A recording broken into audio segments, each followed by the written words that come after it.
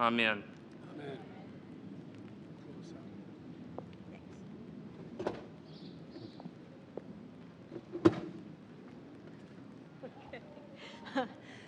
Reverend Lee, the President and I are so grateful for your ministry, your love and your support. Rob, thank you for joining us today and for your special blessing. Joining Forces, my White House initiative that supports military and veteran families, caregivers, and survivors, is only possible because of the amazing organizations like the USO. And this barbecue is an example of the work we do together to support our military and their families. Thank you. Welcome to the White House and a happy 4th of July.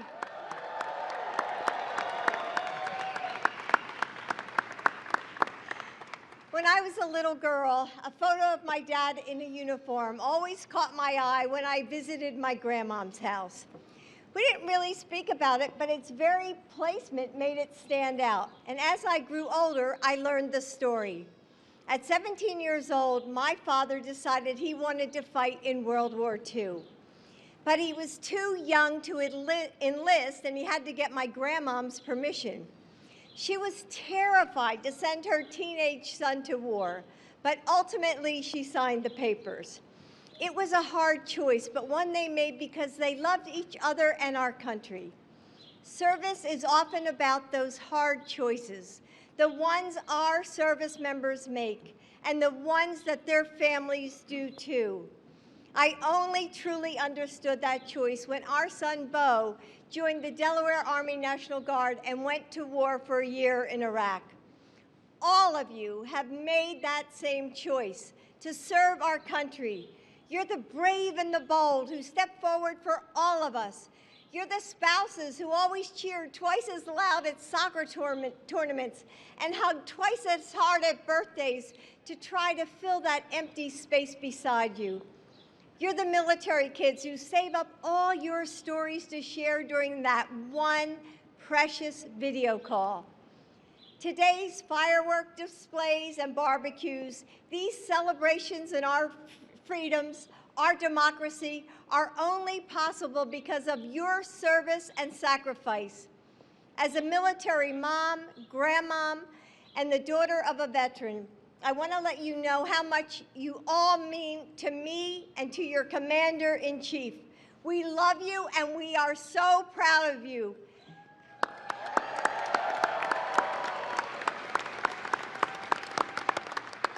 Now please help me welcome the Secretary of Defense, Lloyd Austin.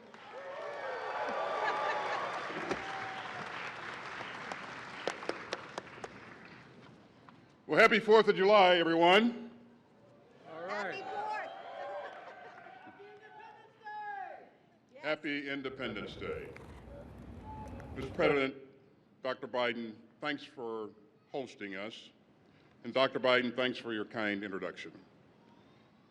And thanks for being a champion of our military families. Thank you. It's great to be here at the White House on the 4th. And it's great to celebrate with so many outstanding military families.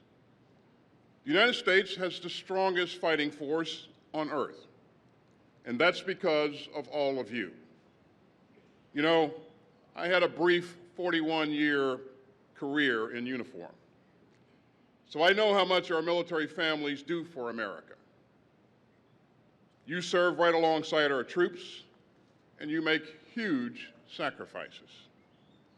That means repeated moves, new jobs, new schools, and it means missing and worrying about a loved one deployed far away. So we are determined to give you the support that you deserve. Taking care of people is a top priority for the Department of Defense and for me personally. So we secured a pay raise of almost 10% over the past 2 years. Yes. We're helping military spouses pursue their own careers. Yes. We're making quality child care more affordable. Yes. We're running world-class DoDEA schools, and we're making moves a little easier. And We're cutting prices at the commissary. And, Everybody's happy with that. yeah. And we're working hard to improve your health care. You know, I'm proud of the work that we've done and what we've achieved, but we've still got a lot more to do. And we won't let up. So I want to say thanks to you. Thanks for all that you do for our country. Thanks for your resilience. And thanks for being the foundation of our military and for helping preserve the independence that we celebrate today. Ladies and gentlemen, our Commander-in-Chief has always stood up for our troops, our military families, and our veterans. It is my honor to introduce the President of the United States.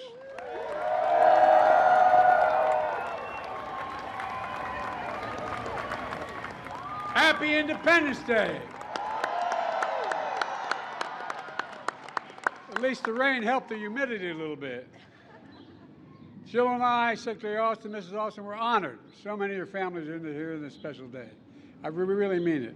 You represent only 1%, not quite 1% of the American population, but you keep 99% of the rest of the population safe. It's you. You're all volunteers. You do it. You know, I got in trouble for saying this years and years ago, but I make no apologies for it. We have many obligations as the government, but only one truly sacred obligation, sacred, to prepare those we send into harm's way and to care for them and their families when they come home, and when they don't, their families. We got a long way. We're all part of that long chain of patriots that stretches back to our nation's founding, that's given life to the very idea of America. On this day, I think it's important we remember, America is unique in all, every president says it's about their country, but we're unique in the world for a lot of reasons. But the one main reason is we're the only nation on earth founded on an idea, not ethnicity, not geography, not anything else, on an idea. The idea is contained in that we hold these truths to be self-evident, that all men and women are created equal, endowed by their Creator with certain inalienable rights. We mean it. We've never fully lived up to it. We've never, ever walked away from it. And it's because of you. As your Commander-in-Chief, along with the Vice President and the Secretary of Defense, I want to thank you for your service and your sacrifice. Let me close with this. Last month, Jill and I traveled to Normandy, France to commemorate the 80th anniversary of D-Day. We met with American veterans, some of them about 12 or 14, over 102 years old. Veterans who we toured the battlegrounds, went to the cemeteries, and looked at what was happening. There should be no question about it. All those who served as members of the military were heroes, genuine heroes, heroes for freedom, democracy, and America. Look, now decades later, we have to look at ourselves and ask the question, will we stand for freedom again? Will we stand for democracy? Will we stand together as Americans? I believe we will and we can. And by the way, you know, I was in that World War I cemetery in France. And the one that one of our colleagues, the former president, didn't want to go and be up there. I probably shouldn't even say it. Anyway. We got to just remember who the hell we are. We're the United States of America. Whoa. And there's nothing beyond, and I mean this in the bottom of my heart, there's nothing beyond our capacity, nothing when we do it together, not a single thing. We're the only nation in the history of the world that has gone through every crisis and come out stronger than we went into the crisis, every single time. And by the way, I've been all over the world with you. I've been in and out of battles anyway. You're incredible. Understand, you are the finest fighting force in the history of the world. That's not hyperbole. In the history of the world, there's never been another military as powerful, as decent, and as giving as our military. I'm so damn proud to be your Commander-in-Chief. Happy 4th of July. May God bless you all, and may God protect our troops.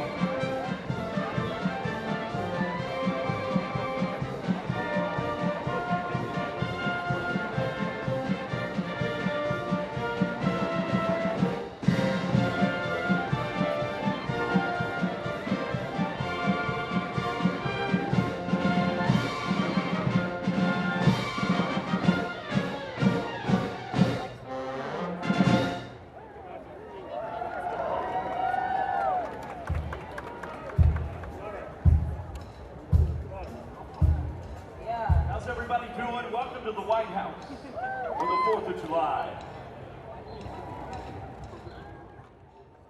Is he gonna use it? Yeah.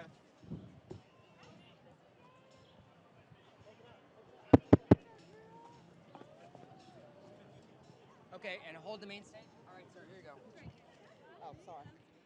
Hey, folks, I just found out that if I go around and maybe I can come back and do it, shake hands with all of you, which I want to do. There's 7,000 people waiting at the gate to get in. So if I don't finish this, they can't come in. So maybe if you're hanging around, I'm going to sneak back out if that's okay, all right? But thank you, thank you, thank you. Remember that famous expression, they also serve who only stand and wait. I remember when our son was deployed, my wife would go to stand in the sink in the morning drinking her coffee and saying that prayer, worrying, always concerned, and all of you. So we owe you. This could not be done without the family support. So thank you, thank you, thank you. We love you, and I really mean it from the bottom of my heart. Thank you. Thank you. You got me, man. I'm not going anywhere. All right. All right, I'll come back out when they open the gate, okay? Thank you, thank you, thank you. One last thing. You know, I used to think when I was a senator, there were always congestion on the highways. There's no congestion anymore. None. We go on the highway, there's no congestion. And so the way they get me to stop talking, they'll say, we just shut down all the roads, Mr. President. You're going to lose all the votes if you don't get in. But anyway, I'll be back out. Thank you, thank you, thank you, thank you. I love you. Thank you.